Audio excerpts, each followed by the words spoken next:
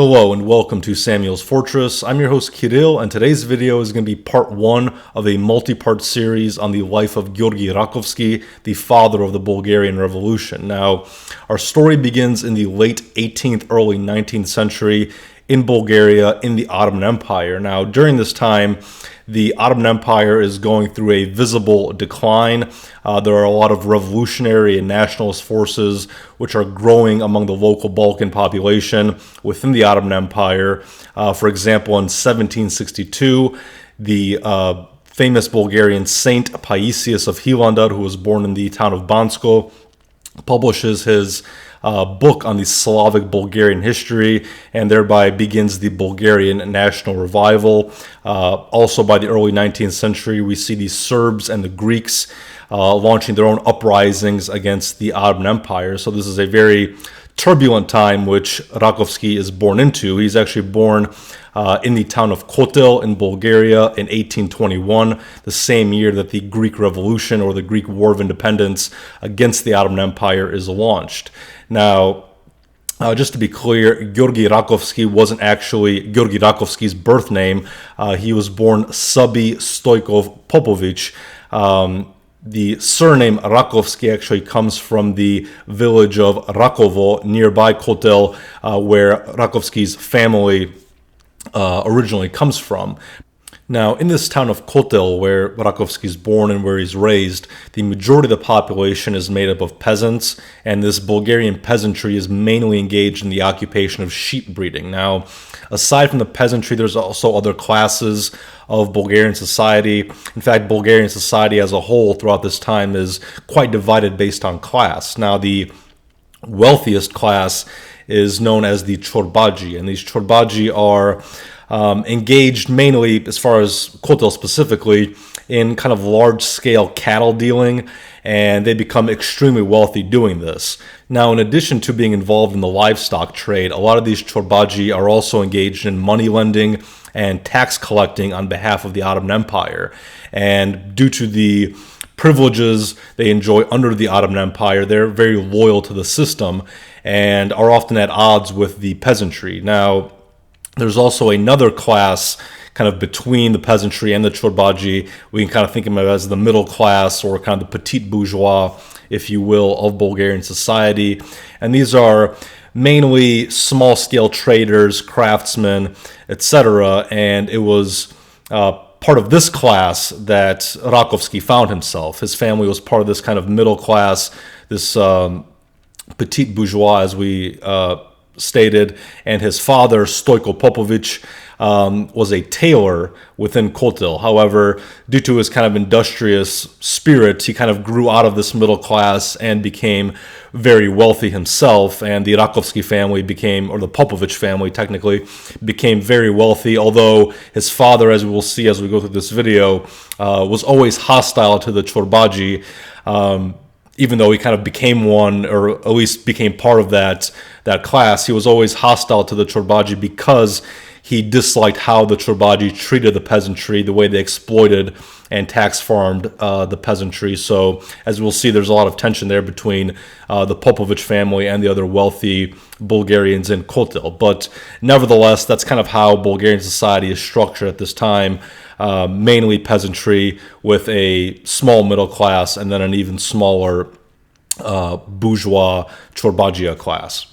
Now, in addition to being routinely exploited by the Chorbaji, the Bulgarian peasantry also had to face routine attacks and raids by groups called Kurjali. Now, these Kurjali are essentially gangs of Ottoman bandits and robbers who attack and rob the local peasantry. And Rakovski's family was actually pretty active in fighting against these Turkish Kurjali.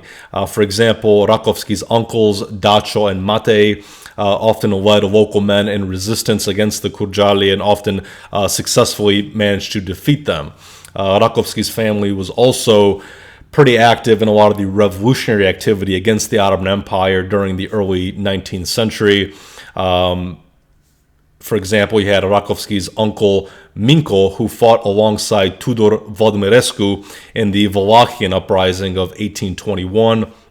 Rakovski had another uncle, a Captain Georgi Mamarchev, who was actually awarded high Russian honors, a Russian order, due to his heroism in the Russo-Turkish War of 1828 to 1829. That uncle would also go on to organize the Trnovo Uprising of 1835, and it is also believed that Georgi Rakovski took the name Georgi for himself after his uncle Georgi Mamarchev because he was very impressed with his uncle's bravery and heroism and so forth. Now, if we jump forward to the year 1837, when Rakovski is 16 years old, we will see that he becomes enrolled in the Greek high school in Istanbul.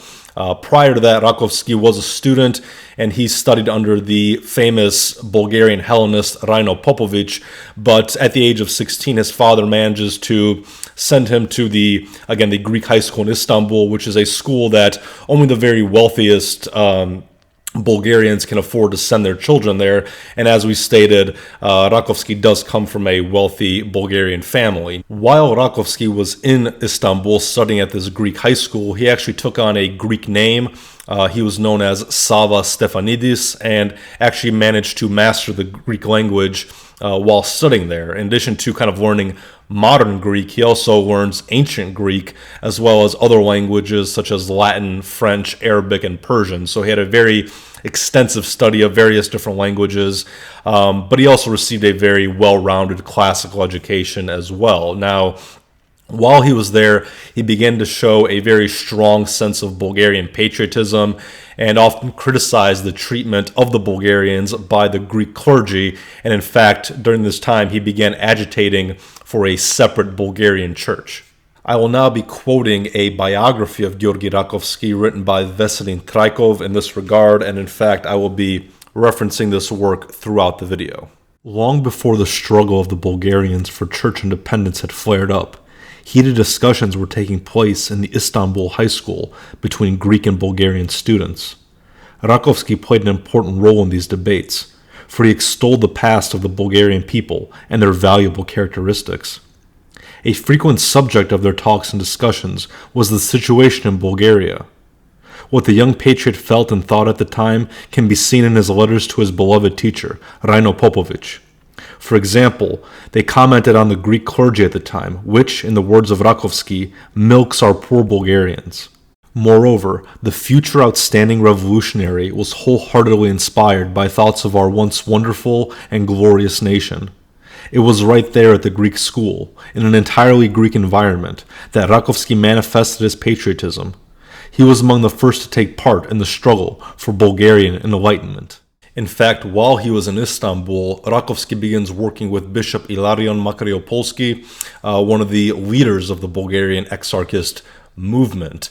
Rakovski then begins collaborating with Bulgarian students who are studying in Athens, and they form an organization, a Bulgarian revolutionary organization known as the Macedonian Society. So by the age of 20, Rakovski himself is a dedicated revolutionary who's working towards this Bulgarian cause, and in fact, he gives himself the name Georgi Macedon by this point. Now, some people might find it a little odd or confusing why Georgi Rakovski, an ethnic Bulgarian, would refer to himself as Georgi Macedon, or why he would form a revolutionary organization known as the Macedonian Society.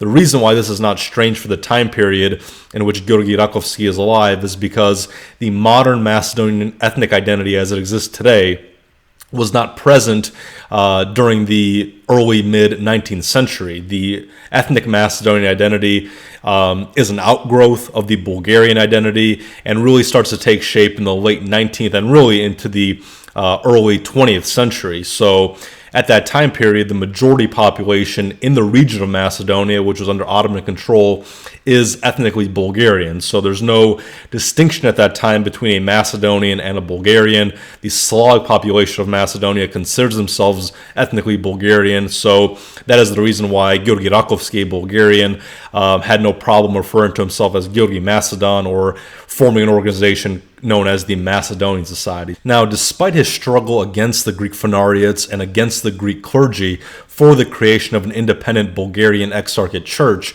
Rakovski does work closely with Greek revolutionaries such as Stavros Balakostas, who was the leader of the Greek revolutionary organization, the Thessalian Emperor Society, against the Ottoman Empire.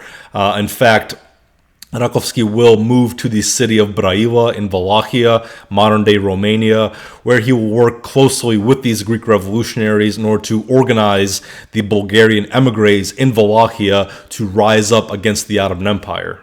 At that time, the Bulgarian colony in Brăila was pretty large.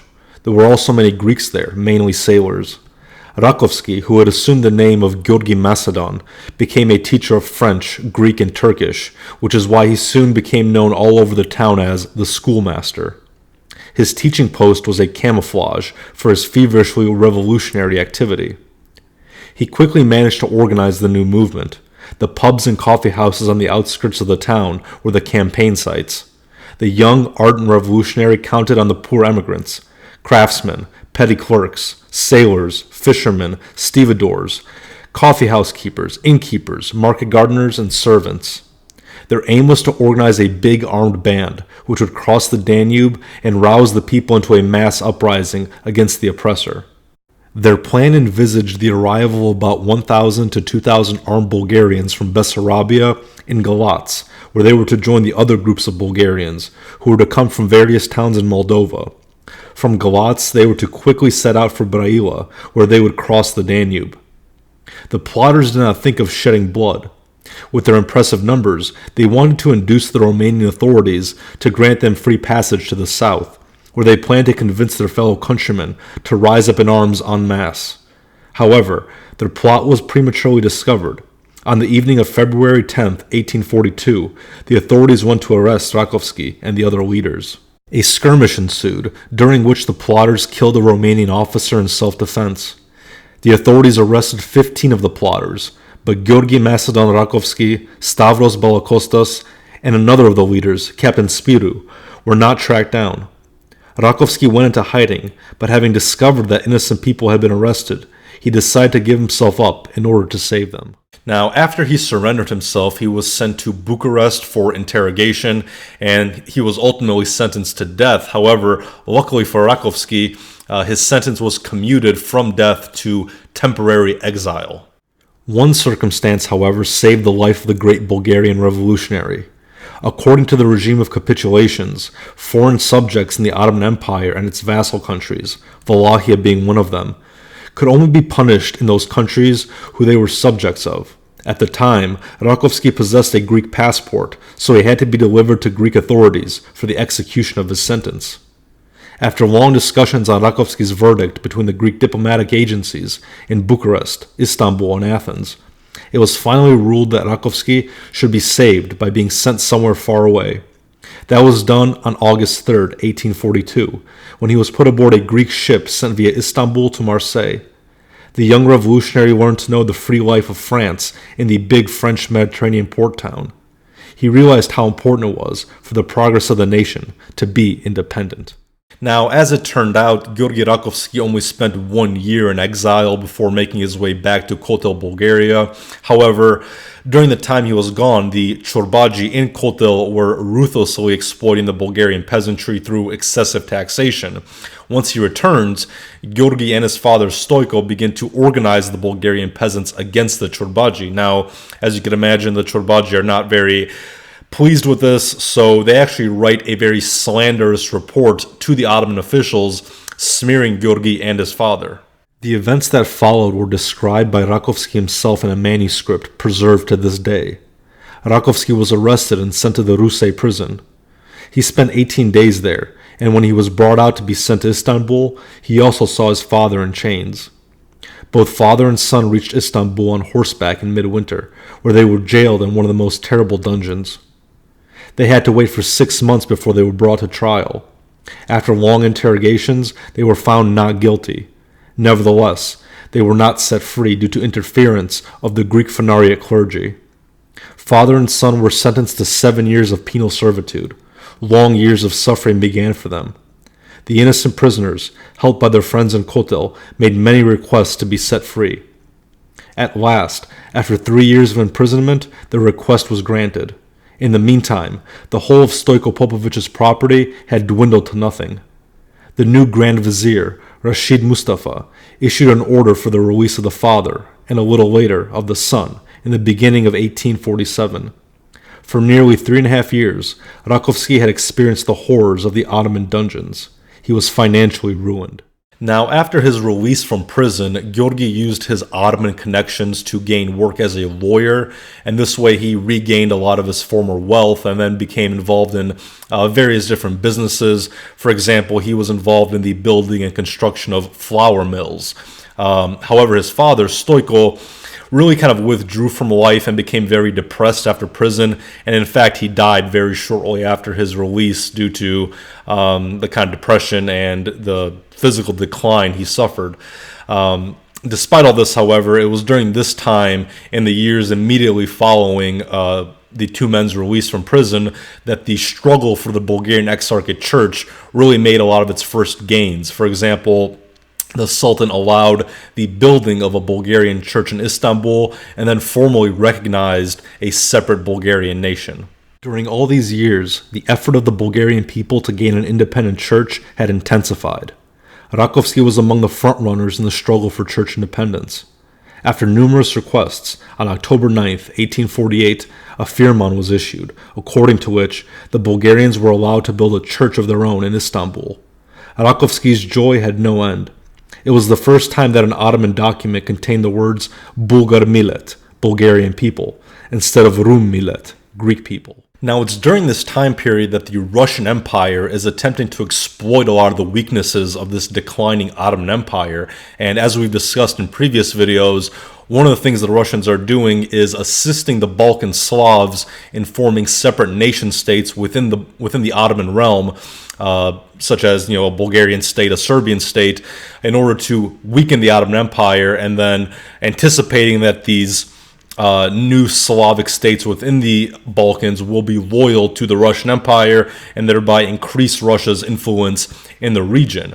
Rakovski himself is anticipating a new Russo-Turkish war and is preparing the Bulgarians accordingly. What Rakovski is doing is he's going around the lands and forming revolutionary secret societies, essentially creating a wide network of Bulgarian revolutionaries, again in anticipation of a conflict breaking out between the Russian Empire and the Ottoman Empire. Now, finally, this opportunity, which Rakovski has been waiting for, presents itself in the year 1853 with the start of the Crimean War, in which the Russian Empire will take control of the Danubian principalities of Wallachia and Moldova. Now, during this time period, when the Crimean War breaks out, Rakovski managed to use his connections within the Ottoman administration to secure a job as the chief interpreter at the Ottoman army headquarters in Bulgaria, and using this position, he collects a lot of information on Ottoman troop movements as well as the location of Ottoman weapons caches.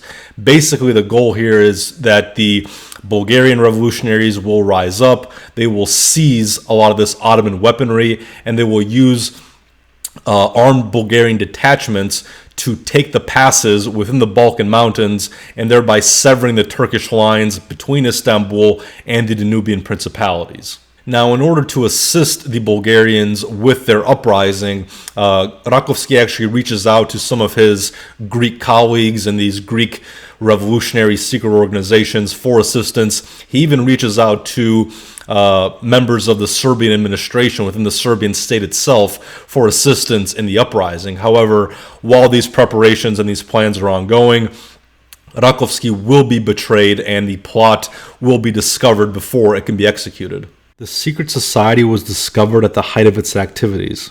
It is most probable that the Kotel Chorbaji, together with the Preslav Greek bishop, played the role of traitors. Rakovski was arrested and sent to Shumen, to the commander-in-chief, Umer Pasha. The Turkish military chief was so infuriated that he wanted to have Rakovski shot immediately, but he dared not to do it, because the chief military interpreter had been appointed with a firman and consequently should be tried in Istanbul. Rakovski was sent to Istanbul in chains. His former trade partner, Mustafa Bey, had been warned in advance, so when Rakovski reached Odrin, he was released on the guarantee of Mustafa Bey. This influential Turk planned to make Rakovski his son-in-law. The latter had promised to become a Mohammedan. Rakovski made use of his relative freedom before the fixed day on which he was to become a Mohammedan for an entirely different purpose. He managed to organize a small detachment and, with arms in hand, got out of the Ottoman capital and once again joined the struggle. There were some interesting details about the departure of the detachment. When Rakovski's flight was discovered, town criers went around the big city warning, "Anyone who is hiding the dangerous criminal or does not inform about him if he knows where he is will be most cruelly punished." Rakovski meanwhile found shelter in an Armenian house where no one suspected he might be hiding. Now, eventually, Rakovski will make his way back to Kotel, where he will kind of go into hiding and lay low for a while. At this point in time, he's in his early 30s, and this is when he really kind of starts his literary career. For example, when he's in Kotel, he writes one of his most famous works, a poem called Gorski Putnik, or Forest Traveler. Thus ended the first period of Rakovski's life. While still a student, he began worrying about the future of his nation. He was scarcely 20 when he took part in the Braila events, after which he was forced to emigrate far from his country. The long years spent in the grim Turkish dungeons made him fully aware of the corruption of the Ottoman Empire. He had traveled the breadth and length of Bulgaria and had witnessed the suffering of his countrymen. He had organized the first Bulgarian Revolutionary Center. He had tried to help the Russian army during the Crimean War. He had led a detachment into the Balkan Mountains. Those had all been hard years, a source of invaluable experience for the fighter for the Bulgarian national revival. Rakovski had steeled himself during all these years, so that he was now able to embark on the road of a conscious revolutionary who had fully committed himself to serving his country. Up to that time, he had been known mainly to his fellow countrymen. From then on, he grew up in the struggle and in a short time became one of the first leaders of the Bulgarian people, a competent representative of his fellow countrymen abroad, an ideologist of the Bulgarian national liberation movement, and a functionary on a Balkan scale.